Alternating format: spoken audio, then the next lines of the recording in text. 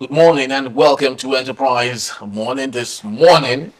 And we're reaching you from Enterprise Television. I am Henry Ikewechegh. And I'm Choma Okohe. All right, let's kick off today with all we have for you on our newspaper headlines. And right after that will be our main conversation also. For today, we would so much love that you be part of our community. Have a say in what we say. You can always you can always find us at Enterprise TV News.com, and also you may like, comment, and follow us on all our social media platforms at Enterprise TV 7. We have in the studios with us Cyril Abaku, journalist and public affairs analyst. Good morning to you, Cyril. Good morning, Choma. Good morning, Harry. I'm glad to be with you this midweek, this Wednesday. Exactly. All right, let's kick start today. Quickly with what we have from the desk. And it's kicking off from where? The Vanguard newspaper, that's what we'll be starting with. The big story here, petrol price up third time in 60 days as crude price drops. We have about few others to that particular story, but I'll just take one because of our time. Sales in Lagos for 1,025 naira per litre, 1,060 naira in Abuja.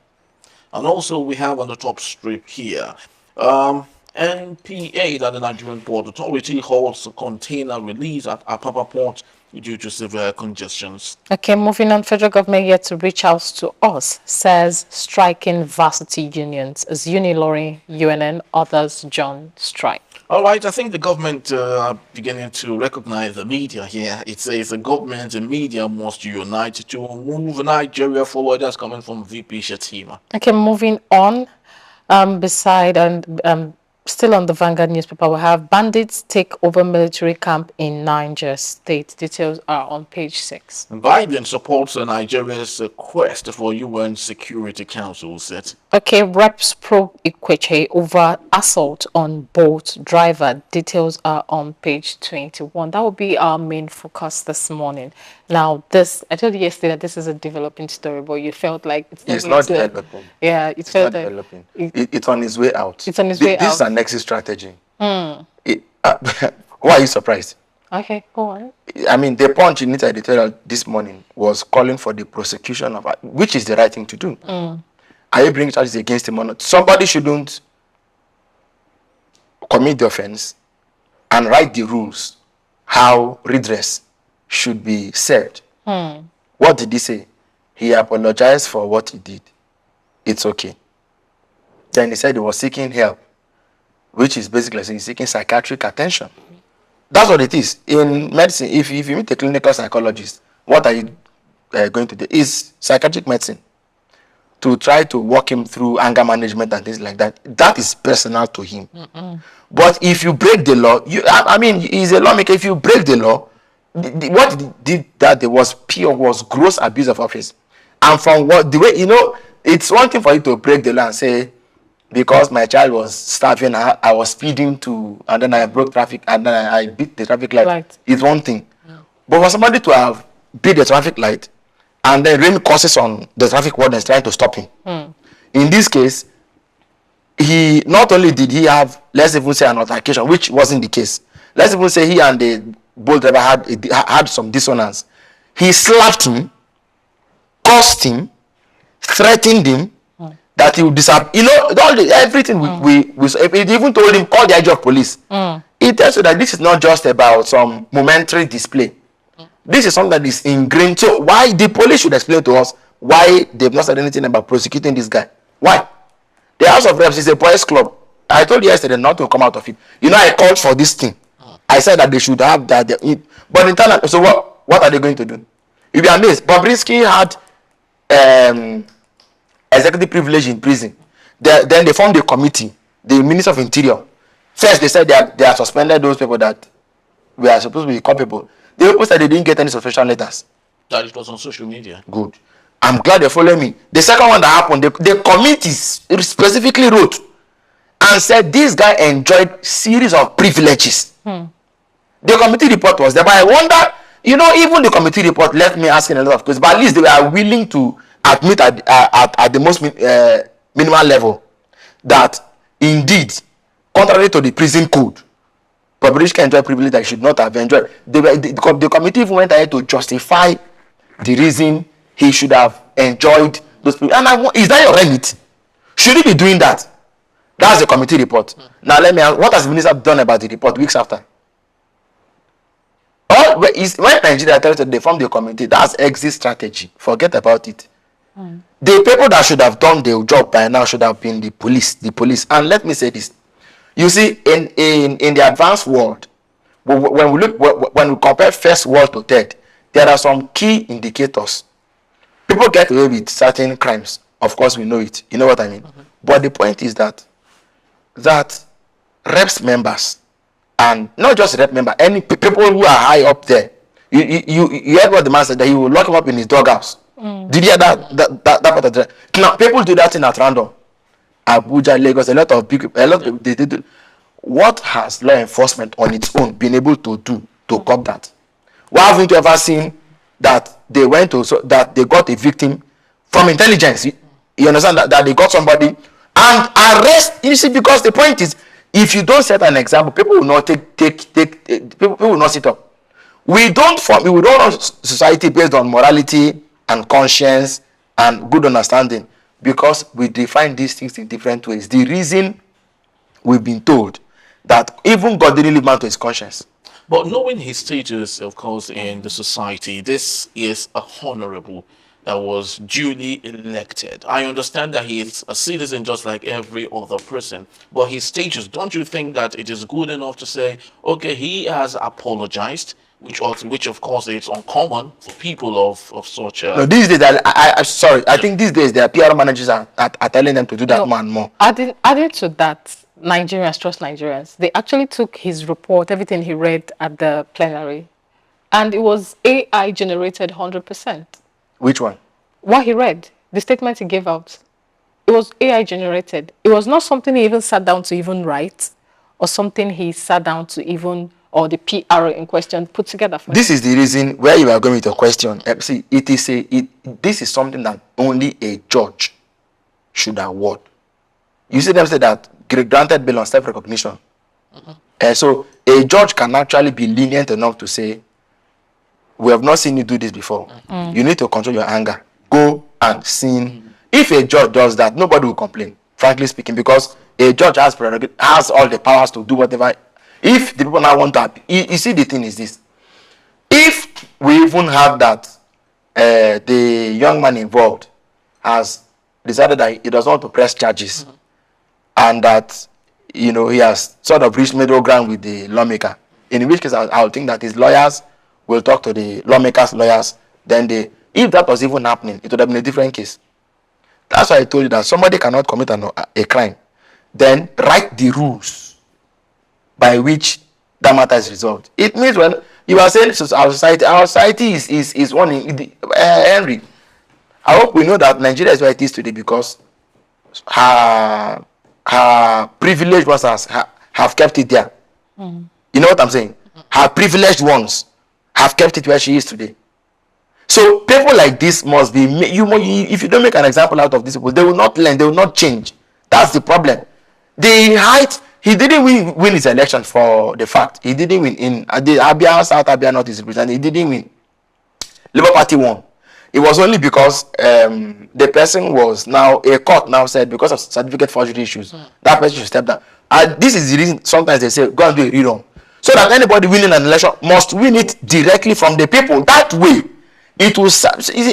People don't just. Now, did the people elect him to be there? It doesn't even look like he owes them anything. He's in Abuja. Can they recall him? These matters are not as simple and as straightforward as we want to look at. In my opinion, we must. This is a clear-cut case. So when the police grilled him, what did they get out of him? He was telling them why he needed to do what he did. Is that the police will be our friends? If he take his statement, he has said what he had to say. The police should now be able to. This is the reason I was asking the police IG that now look at the rest member that voted to extend the tenure of the IG of police. They will not, that's why I said call the IG. He didn't even say call the DP or call anybody. It tells you how low our country has sunk. Everything flies to the highest person immediately. Call the IG of police. The militants in Port Harcourt they are threatening the president. Come on. And heavens will not fall. Threatening the president. Everybody threatens once you start to say, call the DSS DG, call the IG of police, call the president. That's a country on which the roof has descended. So there's little space between the floor and what's left. It means that house is heading inevitably for a collapse. I just hope that we will wake up early enough to nip this thing in the bud, frankly speaking. If you will not deal with this, why then, what gives you the moral authority to now go after people that do, a teacher flogged his student, the student is sick, you carry that one because it does not have anybody to talk for him. All right. Okay. But the one that we caught on video, broad daylight, he did what he did. He will be granted a free pass. No, see nothing, say nothing. All right, so let's see how that works, though. Just like Choma did say, it's a developing story. Tomorrow we might still have it on the front pages of our newspaper. Coming up. Yeah. All right, but let's get on to the Punch newspaper. And still the big story here again. NNPCL hikes petrol price, fixes 1,060 naira per litre. Refinery falls fuel import as Tinubu summons Edu, Dangote and Kiari. And moving on the top strip of the Punch newspaper, stop ad hoc dollar auctions, World Bank tells CBN. And also on the bottom strip here, we have Lagos-Calabar Highway, Lagos community homeowners fault route diversion. Okay, moving on, still on the top strip, 32 states got 55% of revenue from FAAC. That is a report. Details are on page 18. And also we have here 17 northern states blackout to end November 12th. That's from the federal government. Okay, moving on. Anti-party Aregbesola camp mom as APC suspend ex-governor. All right, so let's look at. I know we have dwelt on this for so many times. Petrol, and still we have it again. NNPC hacks petrol price, fixes 1,060 naira per litre. This is beginning to look like a jamboree of some sort. Where you can just wake up one morning and you just literally see the fuel pump price, at a cost that you're still wondering how we got here. I don't know if it has happened to you, you've witnessed it. People are now buying petrol of 2 liters. So exactly. 3 liters. 1 liter. And I hope to travel a distance of from here to Port Harcourt. you buy. They carry their kegs and they want to fill the gen. They say, okay. Normally, you just take it for granted. You can fill your tank and just have the fuel on for 14 hours until they bring like now. They say, okay, wait. Let the power in the laptop go down very well. Then we buy 3 liters. It can take us 2 hours. That's where we are now. On a serious note, some weeks ago, I was with Emeka Madonago on this set on another program. We were discussing. They were saying that Dangote petrol didn't have enough petrol to supply Nigeria. And I said, this is only as far as the reports are going. Let's wait until Dangote refinery comes to speak. Now he said he has about more than 500 million liters also. He met the president. Again, this is the problem I'm talking about. Alex Ikwechegh, did I get the name right? Said, call the IG of police. A private refinery owner is not able to sell petrol because competitors, and he is going to meet the president too. Why? So when people come and tell us why the governor is not working, go and meet the LDH man. Tell them it's a lie. You know why? Because in this country, all powers belong to the president. That's what it means. All powers are at the center. If you miss it there and you just want to play around issues, you won't get anything out of it. My worry is that the NNPC is still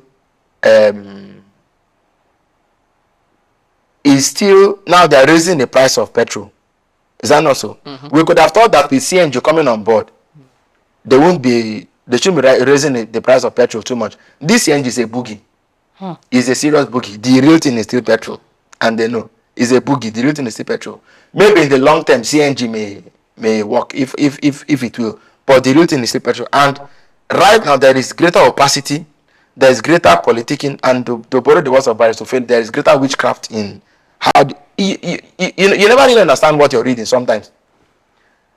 Why are they raising the price of petrol? They raised it about 2 weeks ago, informally. Now they've raised it again. So when you take your car to go to any filling station, you don't know how much you're going to buy petrol at any given time. You just know it's above 1,000, and that is why they've kept things. If you want to buy for 1,500 tomorrow, you can't fight it because you just assume that that's how you're going to be able to buy it. What must happen? The president denying that he's no longer that he wasn't didn't make himself petroleum minister does not cut it. That he didn't make himself petroleum. Yeah, that's what he said. That he's not the minister. He's not the minister of petroleum. So who is?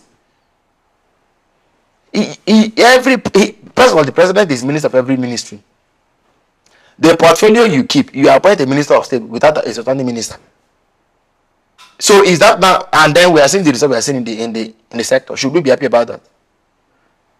If the president doesn't know, I wonder why I should. That's true. So what else do we have there? Okay, let's lastly look at Daily Trust newspaper.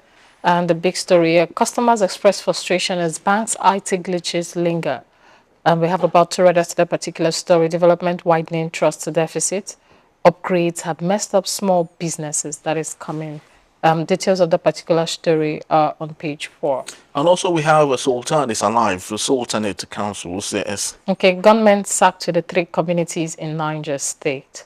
And also we have, I think let's talk about this. Ogun Short School suspends a principal over a student's death. And that particular story was a bit funny. Yeah. The student, he was said to have done about like frog jump or something. No, the student was flogged at least 164 strokes or so. Yeah. And the student was actually asked to flog the teacher was asked to flog the student by the minister, also the people that actually did the donation to the school. And it's alarming now because before now we've had where students actually die in school, but private schools, and they shut down for a while and later go back to business as usual without their license being withheld and the corporates being brought to book at the end of the day. How long will this continue and what is the end for it? Because now this one, it's a government school, not a private school. Because we've had stories a few years back, even last year. So what is the end for it if schools should continue this way and we lose students without any sanction or penalty to actually pass a message? Well, this is a case of usually when discipline goes haywire or goes wrong, things go awry. It's usually an isolated situation. It's not as if people are dying. Yeah. Yes. So, because I am one for thorough student discipline. Yeah. Yes. So, but maybe we can put markers. We can put, when the Bible even talks of the rod of correction, it may not necessarily be cane. There must be creative ways to instill discipline. But to say that on account of one student said that we shouldn't discipline children anymore, I don't think it's right.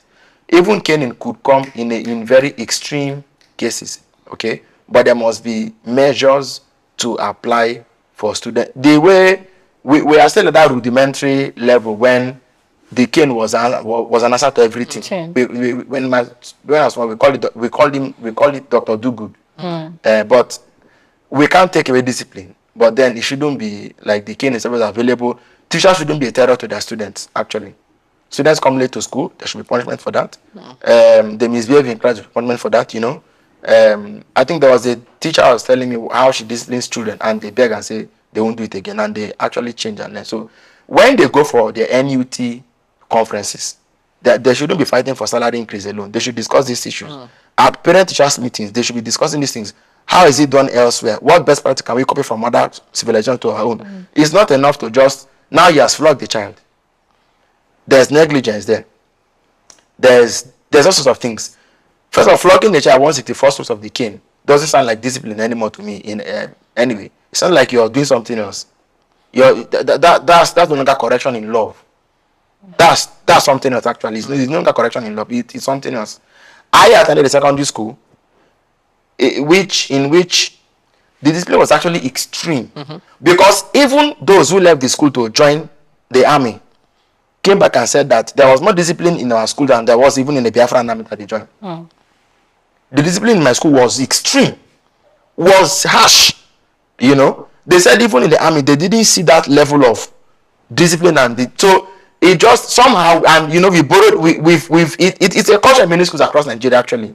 a lot of those mission schools, Exactly. they were Some very, yes, very strict. very extreme strictness, regimentary strictness.